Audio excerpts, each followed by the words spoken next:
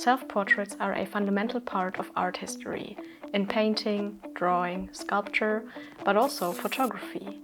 And besides the importance of self-portraits for documentation purposes, the search for identity and self-discovery, taking self-portraits can also have a healing power, which I get to experience myself during this self-portrait session that I will bring you along in this video. I haven't taken any self-portraits for ages. And the reason is that I hate being in front of the camera, which sounds pretty odd for somebody who chooses to be in front of the camera quite regularly. But truth is, out of all the parts of making these videos, recording the talking headshots, so where I am the main subject of interest talking to the camera, so basically this shot right here, is the part that I enjoy the least. And that is because it makes me pay attention to how I look in front of the camera, which is making me self-aware and somewhat uncomfortable. Even though filming myself might not be the most comfortable thing ever, I wanted to try out what the self-portrait thing that seems to be so important in art is all about, and with that also do a little bit of exposure therapy when it comes to self-perception, because I was curious to see what would happen to my image of self throughout this process. I decided that a studio indoor shoot all by myself would be the suitable style for the session, since it feels the most intimate and raw to me. To be honest, going into this I didn't have a plan at all. I just knew that I wanted to use the skin-colored backdrop with a minimal one-light setup and see where the session would lead me. And the further I am into the shoot, the more I like the images, so definitely stick around till the end. After setting everything up, I started the shoot by using a red gel in front of my light source. I guess I wanted to go for something less direct and rather concealed for the start, because that felt less exposed in a way. This setup almost felt like working with a stage light, which maybe also is why the images feel a bit staged and not as natural to me. Nonetheless, I actually like these photos of the hard shadows and the contrast of warm and cold light, since it's almost looking like an illustration. You might have also noticed that I took off my glasses in the middle of the shoot. I usually wear my glasses all day, every day, but I've had several glasses throughout the years, and I wanted these photos to feel a bit more timeless and also have one less barrier between the camera and my face. This resulted in a pretty bad headache at the end of the shoot, but it was definitely worth it. Even though I like these photos aesthetically and they were a good start to warm up, they feel a little distant, as if I was hiding in the light. So I decided to switch up the setup to something more neutral and less distracting, going for this front-on setup with rather direct, undiffused light. The harshness of the light with these heavy shadows actually inspired me to play around with shaping these shadows, creating these patterns on the backdrop or my face. I mainly used my hands that I held up against the light source off camera, and it looked more abstract than I anticipated. I really like to play around with covering my eyes or creating these slits of lights and shadows as if they were blinds in front of the light. Overall, these are not my favorite photos of the shoot, but this one photo in particular stood out to me because I love the shape of the light as well as my facial expression. And as I was trying to find something else than my hands to shape the form of the light, I noticed the packaging foil of my backdrop I unpacked earlier. Of course I grabbed it, and instead of using it to distort the light, I used it to distort, well, me. I put the plastic foil in front of my face and wrapped it around my hands or head. Honestly, this was a lot of fun, experimenting in what ways you can use a simple plastic sheet like this. In hindsight, the plastic wrap seems a bit random and maybe even meaningless, but at the same time it kind of works as a metaphor of me trying to conceal my face, hesitating to fully show it. Also visually, I love the harsh reflections the plastic created, making for some really nice contrasts. This idea of concealing my eyes or parts of my face might actually be a string of thoughts that would be worth keeping in mind as a future series. I like the look and the illumination of the images, but the shadows seemed a bit deep, which is why I went to grab my reflector to soften out some of the shadows a bit. As I was taking some images with the reflector outside of the visible frame, I noticed that the surface of the reflector is actually pretty interesting. This looks so stupid, seriously. This is why I decided to move it inside of the frame. I went in a little bit closer with the camera to not reveal that the surface is in fact just a reflector, and in this way the surface looks pretty abstract. It almost seems like it's a block of ice or a milky broken mirror. And of course I also had to play around with the reflector a little bit more and completely wrap it around my neck like a collar. These images are more on the gimmicky and fun side, but misusing objects in a different way than they were meant to be is actually one of the core principles of creativity for me. But why is being in front of the camera actually uncomfortable for me? Well, I have suffered and I am still suffering from insecurities. And to be fair, I think we all do to a certain extent. For me, it luckily has never been to the extent of body dysmorphophobia, but there are some areas about my appearance that I've been struggling with my whole life. Especially my skin has been a vulnerable area for me since I've suffered from acne and skin rashes ever since my early teens and didn't like my freckles for the majority of my life. Even though it's way better today, physically but also mentally, there are still days where I don't feel comfortable and where I don't want to leave the house. And also with my videos, it happened more than one time that I had planned out to make a video, I had the time to film it, but in the end I never started or even cancelled halfway through because I just didn't feel comfortable in my skin that day.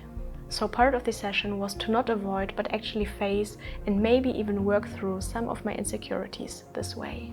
I decided to take off my t-shirt and photograph some detailed shots of the parts of my body I don't particularly like too much. I hope you understand that there's no video footage of me shirtless, but I think the images are safe to share.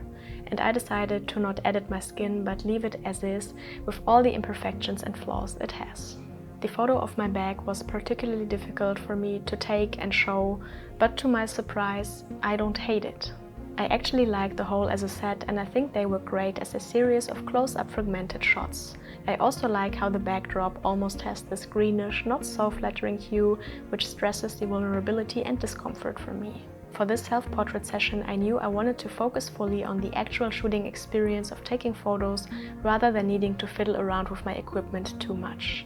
And because of that, I went with the presumably easy route camera-wise. I didn't use film, I didn't even use my main digital camera, the Leica M10, but I used my Fujifilm X-S20 instead, that I used to film my videos and that I haven't used for taking pictures before.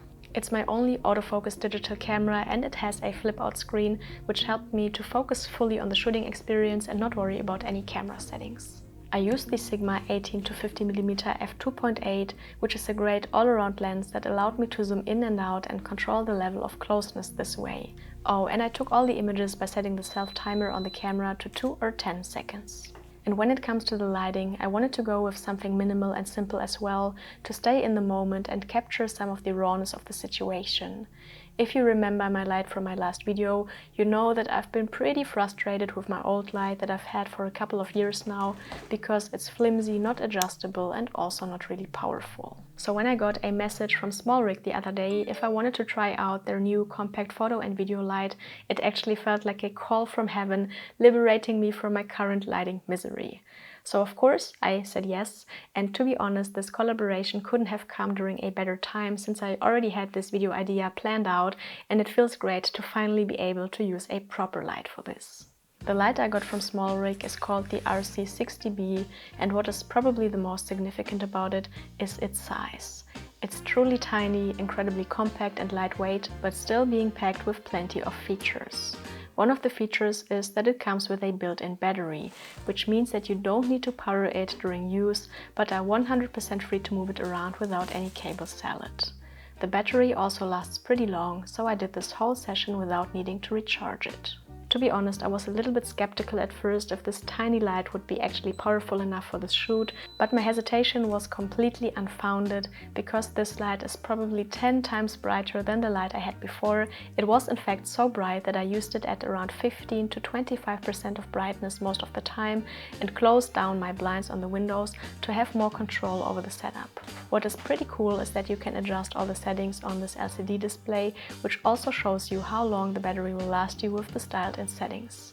Besides the basics, such as the adjustment of the color temperature from 2700 to 6500 Kelvin, you also have several video settings to choose from, such as a flashlight, a TV flicker, a soft flame effect, and even a few more. If you run out of battery, you can also just attach a V-mount battery or even a power bank. It comes with this mini reflector in the standard kit, but you can also get a small softbox as an accessory, and I actually liked having both options because they give you pretty different results.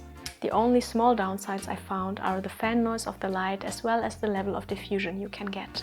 The fan of the RC60B is not loud by any means, but it is noticeable. And the softbox doesn't diffuse the light as much as a big softbox would, but that is to be expected from a softbox in this size. It's also not Bowen's mount, but this cute tiny special mount, which makes this whole setup so portable, but doesn't let you use other mounting options you might already own. All in all, it's a fantastic little light that made this whole shoot incredibly easy and that also gave me some new ideas I didn't have before. Due to the internal battery, this light is perfect to take it outside, which I would love to experiment with as well. But sadly, it's pretty rainy and cold in my part of Germany at the moment, which didn't allow me to continue my self-portrait session outside yet, but is certainly something I would love to try out next. A great tool is a tool that doesn't get in the way and further also sparks some new ideas, which the SmallRig RC60B light definitely did for me. So once again, a big thank you to SmallRig for supporting my channel with this collaboration. As I was shooting, I also noticed this bouquet of dry flowers across the room, and it reminded me of a portrait I took of my mother some years ago. This is why I tried integrating the whole thing, including the vase, into my shot, which led me to hold it in a bit of an untypical way, and this is the result I got. I absolutely love this image, not for aesthetical reasons per se, but because it holds a lot of symbolism in my opinion. For me, this image is about womanhood. It's about dealing with the topic of being a daughter or mother. For the majority of the shoot so far, I had some sort of prop in the frame. The colorful gel, shadows created by my hands, the plastic wrapping, the reflector, the flowers. And even though I like these things for their symbolism, they kind of formed a barrier between the camera and me because I always had something to do and something to fiddle around with and kind of distract me from actually focusing on only me. So at this point of the shoot, I decided to put all of these things away and just be on my own. And I feel like this was somewhat of a turning point during the shoot, because here is where I truly let my guards down. I decided to focus on my emotions and not any objects in my hands.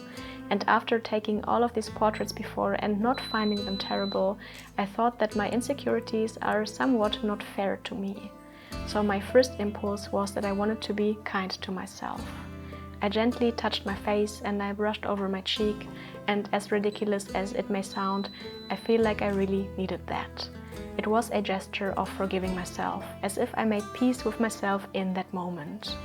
And even though these are the least experimental, staged or composed images, these are by far my absolute favorite images of the whole set.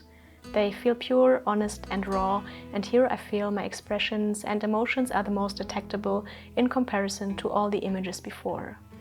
When I look at these images, I don't see perfect skin, but I see oily spots, bigger pores and even some acne scarring, but it doesn't matter at all. In a way, these images feel vulnerable but also confident at the same time, and this mixture of feelings, this ambiguity, is something that I know very well, so I'm pretty happy that I got to actually capture it. And last but not least, for my final images, I wanted to stretch the boundaries of this one light setup and place the light to one side in a pretty steep angle so that it would mainly hit the backdrop and only the outline of me. This is another set I like, which I would definitely use as a headshot if I was playing a villain in a movie. I'm pretty impressed what a dramatic effect you can create with a simple and minimal lighting setup like this. In case you are wondering, I shot JPEG and RAW, but I ended up using the JPEGs, just making some small adjustment to the white balance, the brightness and the crop. I already liked the JPEG look straight out of camera, and I didn't want to defeat the whole purpose of the shoot by over-editing my results, but just work with what I already have. So no, these images are not completely unedited. I did some minor tweaks here and there on the JPEGs, but nothing compared to what I would do on a commissioned shoot. All in all, there are definitely some images I like, and I am super happy that I did this self-portrait session despite my initial discomfort. There might even be some sets of images in here that might be sequenced well in a series, as the one of the body close-ups or a series about the hidden eyes. For me personally, the self-portrait session was almost cathartic, exploring my image of self in my own approach and my own pace, and maybe even finding a little bit of peace within myself. After my experience, I can confidently say self-portraits are something every photographer should do once in a while. P.S. It's worth a try because, self-portraits are cheaper than therapy.